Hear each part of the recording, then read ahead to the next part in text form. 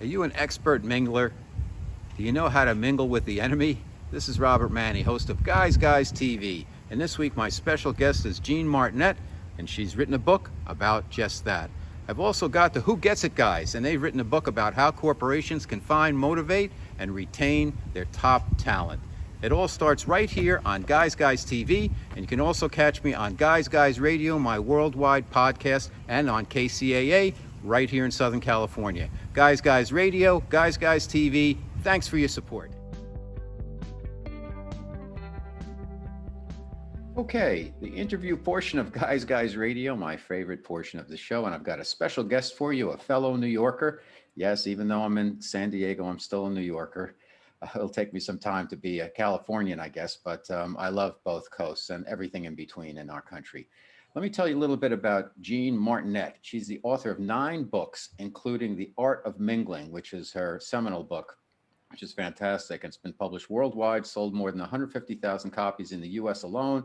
She's been featured all over media, New York Times, Salon, Boston Globe, Chicago Tribune, Washington Post, as many other publications. She's shared her humor and mingling know-how on hundreds of TV and radio shows, including The Today Show, NPR's Morning Edition, and she lives, writes, and mingles in New York City. So let's get ready to mingle with Jeanne Martinet. How you doing, Jeanne? I'm good. How are you? I'm fantastic. So welcome to Guys Radio. A lot has gone on since you wrote your book, The Art of Mingling. You've got a new one. It's called Mingling with the Enemy, a social survival guide for the the divided era. And I guess that's all about what's happened since our political chasm and polarities in the country. And also now we have COVID, where people haven't been really connected to each other. So what was your inspiration for the book? Yeah, well, I mean, we started off, 90% of America always had minglephobia, what I term minglephobia. But then eventually, for various reasons, this divide started happening, this political divide. And so then we had, partisan phobia, where people are afraid to really engage with people they don't know because of every single conversation that you have can easily lead to disaster. And then the pandemic happened, and now we have post-pandemic phobia, where people don't feel like mingling because they've been inside their house for a year, or it's about the mask or the fear or whatever. So it's a triple whammy now. Yeah. But the motivation for writing the new book really was because I started realizing that people had stopped being able to be civil to each other in a cocktail party situation or business parties and also family gatherings, where it seems as though we needed some instruction on how to not explode all the time. Mm-hmm. It seems like social media and Zoom and all that stuff has played, and then COVID has played a great role and kind of a blockage to mingling. So let's talk about the different components, like social media. Yeah. Everybody's, the warrior online. They can say nasty things, and everybody gets trashed on social media. And you might say, put down your opinion on something, and people come back real hard and way harder than they need to. What's your sense of that? I mean, I really do. Social media, or what I call anti-social media, to me is the biggest culprit of all of this, because for one thing, I mean, besides also the 24/7 media and what they call the shock jocks, but they're really outrage jocks now. Outrage has become the drug of our choice, so it's somehow we've become addicted to being outraged. But social media in particular has exacerbated everything to such a degree, because first of all, you're in a narcissistic bubble when you're on social media. So social media, the algorithms and so on are geared towards reflecting your own opinion back at you and then exaggerating it. So, you're not going to get objectivity on social media. You're just going to get more of what your fears are, your anger.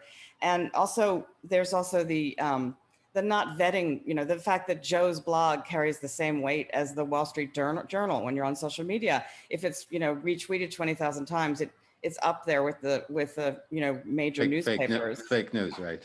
Yeah, exactly. And then there's also the anonymity aspect of it, where people feel as though they can just say whatever because they're hiding at home in their underwear in their computer screens, and then there's also the last part is that is the soundbite aspect of social media, where it's geared towards skating on the surface of things, short, not investing in, you know, deep thinking. You're basically doing sound bites or just skating on the surface, and all those things just really create. I mean, I always say, especially, one should never have political discussions online. I say that trying to have a political debate on social media is like trying to build a sandcastle in a hurricane. I agree with you Ridiculous. completely. And then COVID has put everybody kind of behind the screen. And so when now people going out now, you have to deal with all of those issues like mask, no mask, vaccinated, non-vaccinated. You know, what do you do? How do you handle all that? People, I interview relationship experts and dating coaches, and I'm like, is this a good time to date? You know, because there's so many issues out there. So tell us about how COVID has affected mingling. Well, for one thing, you know, mingling, when I think about mingling, we're talking about meeting or talking with strangers or people you don't know that well. That to me is part of how we expand our social selves. And because of COVID, people now, even now that they are seeing other people, they're only seeing people that are in their own, you know, their pod, basically. Everyone's kind of more still afraid of going out into a crowd, and they probably should be. So at the moment, you know, not being, you know, in rooms full of, you know, 50 people dancing close together or whatever. So that's how it's affected. I just hope it's not long term, and eventually we will come through this pandemic, and I hope that people can get back to the idea that going into a room full of strangers and talking to people you don't know is a good thing. Okay. I want to just touch on one last area, which I think has made a change, and that is Zoom. And we're on Zoom right now. And what I have found is that conversations, if you will, and communication on Zoom or Skype or whatever or FaceTime even, is very different, because when you have four people together standing around, people talk over each other. There's an Yes. integration. And when you're on Zoom, that is immediately considered rude, that you didn't let the other person finish. You didn't wait and have that pause and like, who's going to speak next? And it's very, to me, I find it very awkward. What's your thoughts on that? Yes. No, I totally. Mingling, like we just did. I'm sorry. Yeah, I completely agree that it creates this not inorganic. It's not organic the way it's like a meeting. Every social thing on Zoom is more like a meeting than an actual conversation. And because, you know, you don't want to actually interrupt somebody all the time, but when you're standing in a room full of people, that flow, that interaction where it's kind of more like almost singing together or dancing together, or, you know, when people are interacting and talking over each other. And yeah, that's, I mean, the only good thing about Zoom is that unlike when you're on you know, Twitter, at least you have a face-to-face. There is the face element, so it's not quite as anonymous. But it's made us all, it's made things very stilted. You've written a terrific book, Mingling with the Enemy, and it's so apropos for the time right now, a social survival for our divided era, Jeanne Martinet on Guys Radio.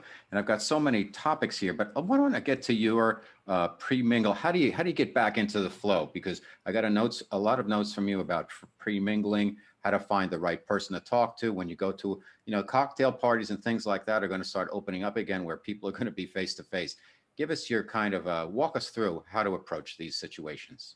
Well, I mean, if you're talking about leaving aside the fear of mingling with the enemy, when you enter a room full of strangers, there's a couple of things. First of all, remember that almost everyone in the room is just as nervous as you are at talking to strangers. So everyone has mingle phobia. That's number one.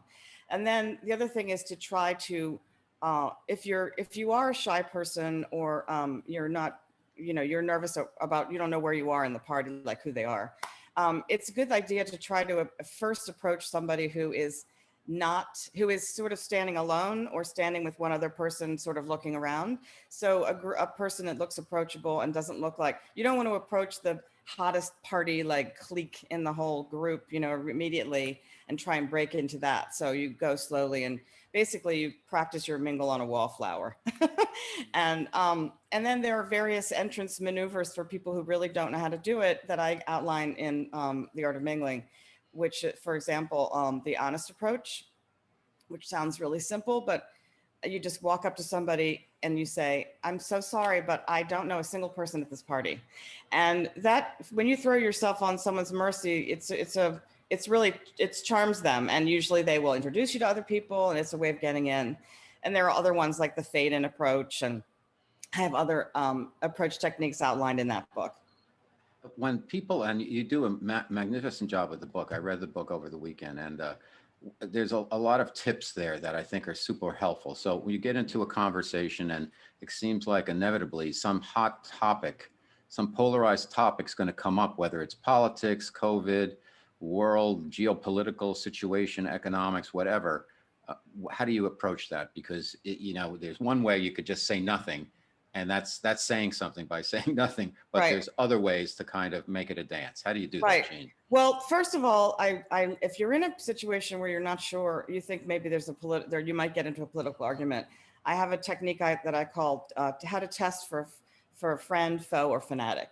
And that is, there's certain simple questions you can ask, like, did you read the New York Times today? If the person responds, I would never touch that rag, then you know that you are talking with somebody who I call a fanatic, meaning that they're angry, they feel strongly. And it doesn't have to be somebody who's on the other side of the issues from you.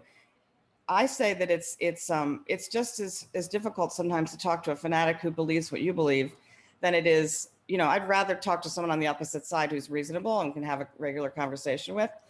So there's that. Once you're in trouble, once you're in the hot water, I outline lots of subject changing techniques and then also escape techniques. So you either can change the subject by, sometimes the simplest things, if you can't think of any, I have more complicated subject changing techniques outlined in the book, like bridge building, which has some steps involved. But sometimes you can just make a toast, here's to a difference of opinion, or here's to our hostess, or here's to this wonderful smoked salmon, and you just kind of go off to another thing.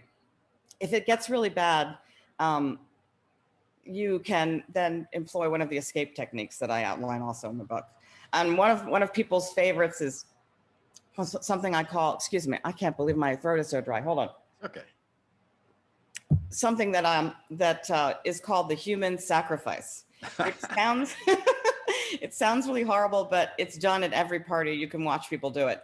And that is to wait until someone else that walks by you or you've met, and you bring them to the person you're talking to, and you introduce them to the person you need to get away from.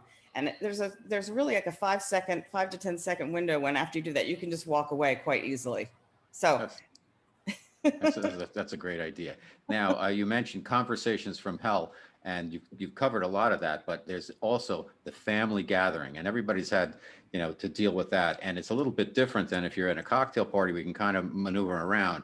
What happens a lot of times in family gathering, you'll have one person who has an opinion, and they just, if they say a couple of things, you can just kind of let it slip. And then after a while, it becomes so annoying. How do you deal with these situations? Yeah, the family gathering, it's funny because we all sort of know what we're getting into. Usually we know which family members believe what, and we should be prepared. But I do advise people not to do what most people think. If I have a lot of drinks, it'll be easier, and it's the opposite. So, be careful, like not to drink too much before these family gatherings if you know you're going to be having the same old political argument you always have. And the other thing is to try to erase what happened before. Try to enter every family gathering fresh so that you don't have that old argument in your head. And then also asking family members for advice instead of their opinions is also a really good trick. So you start getting into a dangerous area and you're like, oh my God, we're going to talk about that ex-president again. And you just, instead you say, can you tell me, I just got a new computer and I don't know how to, or I just moved to a new place and do you know how to do this gardening or whatever? And you just try to keep it, there's no sense, you're not going to convince people who feel strongly one way or the other about politics. In general, it's not going to do any good to talk about it. That's a great answer. Texting is another thing. It's another form of communication, and there is some minglings, and a lot of folks have been texting back and forth more than ever, partially due to COVID and just a small group of friends. And sometimes it's a group texting thing, and you have to really be careful about, you have to read carefully because there's a lot of subtext in texting that people sometimes take the wrong meaning out of a text, and other Right. times people will embed. So it's kind of a two-part question. One, how do you deal with texting? Well, let's start with that. I want to make it easy for you. How do you deal with texting? Well, first of all, I don't think there are enough emoticons if in texting, because texting is sort of the worst form of communication for anything important, because people are doing it quickly and you can't hear tone of voice or facial expression. They've done studies in universities about audio and how much information you get from listening to a person's voice. It's even more than visual is audio. But with texting, there's so many misunderstandings that happens all the time. Every day somebody will call me and say, my friend texted me this and I couldn't believe how rude she was. And, my advice is, which probably is your second part of your question, but it's, count to 10 hours. Yeah. You just slow down and do not try to have a political argument or any important discussion by text. It's interesting. And the second part was kind of part of that, what you were talking about, Jeanne. I'll give you an example. I sent a friend, I almost slipped and said his name, a text about the All-Star game, the baseball All-Star game. I said, and his favorite player, who I don't really like, I said, hey, I think he should have made the team. Unfortunately, he didn't. And the text I get back is something about, I can't believe they moved the All-Star game to Denver and all these people in Georgia losing jobs and money and all of that stuff. And it was like, I just wrote back, I guess voting's important. And then I got the landslide on top of that, the avalanche back at me. I'm like, how do you even deal with people when, they add on that political, bomb, if you will, onto their texts? Their diversion is, as old as the baby rattle. It's not a new thing, but I would, in that kind of situation, number one, I would say, I don't talk about politics on days of the week that end in Y or something like that. And then, but if it's a good friend and you feel like they've gone off the beam and it's, I would pick up the phone. That's the thing. Pick up the phone and say, hey, buddy, I was just saying blah, blah, blah. And you can easily fix it on the phone, and they can understand from your tone of voice that you didn't mean this and he didn't mean that. I quickly advise people to get onto the phone if they find that their texts are getting testy. Yeah, that's a great idea. And I found actually with the same group of friends, I set up a Zoom, and because this was around the time of the election, there was a lot of back and forth. And we did a Zoom and we added one other person, a fourth person in there, and it was great. And everybody was all nice and everything, all the steam had, subsided. And it's just a matter of, there's a change in energy, I think, in the different platforms that you communicate on. What are your thoughts on that, Jeanne? Definitely. I mean, that's why I said Zoom is better than texting, which is better than social media. So yes, there's a definitely a hierarchy. And face-to-face mingling, face-to-face is better than anything. And that's the thing that unfortunately seems to be losing popularity, is face-to-face mingling. A lot of people say to me, why should I go to a party and talk to people I don't know? Small talk is just, worthless and boring. And that's completely wrong, in my opinion. I agree. And tell us why, though. Because, well, small talk, when you talk to it's like traveling. People say, why do I need to leave my city and go see another country? Like, what do I care? I mean, it expands the mind. And when you talk to people, you don't know, it is like traveling, because you don't know, you're entering a new country. You don't know who this person is. And you can have a 10-minute conversation with an unexpected conversation with someone you don't know, because it's unexpected, and that could stimulate your brain and expand your mind and set you off on a whole new level of interest, or you never know. Yeah. Yes, half the time it's boring and you think, I don't really want to talk to this person, but it's worth it for the other half of the time when you either meet somebody that you can have a relationship with on some level or another, or just simply have a great time talking to someone you ordinarily wouldn't come in contact with. Yeah, it's called life, right? And we're humans, and we're all connected, whether we want to admit it or not. But people get so much into their own little box, and it's hard to break them out of it. So I think you did a terrific job with the book. It's called Mingling with the Enemy, a social survival guide for our divided era. Jeanne Martinet, my special guest on Guys Radio. Jeanne, what are your best tips for people out there in dealing with the enemy and mingling with the enemy? Well, I would say that try to with some exceptions, most people are not going to be your enemy. They're only disagreeing with you on some levels. So try to find common ground. There's definitely ways that one time on jury duty, I met somebody I really liked, and it wasn't until the voir dire when they started answering questions that I realized they were on the opposite side that I was, but I was really happy I talked to her before that. Anyway, so never assume that they disagree with you on everything.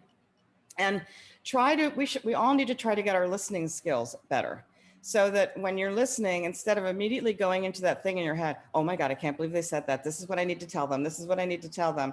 You have to like really listen. And there's whole books written on how to listen. And, it's listening between the lines. It's trying to figure out who this person is, where they came from, talk about their experience rather than their ideas. There's definitely ways that we can because otherwise we're just going to never talk to each other ever again. And it's not good for our world. I know, that's great. And I think your writing of this book is really helpful, and you did a terrific job with it. I really enjoyed it. It's perfect for our times. Thank you. Jeanne Martinet, tell everybody where they can find out more about you, Jeanne, and get your book. Well, they can go to my website at jeannemartinet.com. They can get my book or books anywhere books are sold, pretty much. And I'm on Twitter. I am Miss Mingle, as I am on Facebook as well. All right. Well, I'll look for you there. Look for Jeanne there. Jeanne Martinet, Mingling with the Enemy, special guest on Guys Guys Radio. Great job. Thank you, Jeanne.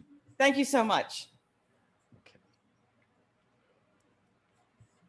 If you enjoyed the interview and want to support all the helpful content we bring you each week here on Guys Guys TV, then please subscribe now and also on my podcast, Guys Guys Radio. Thanks for your support.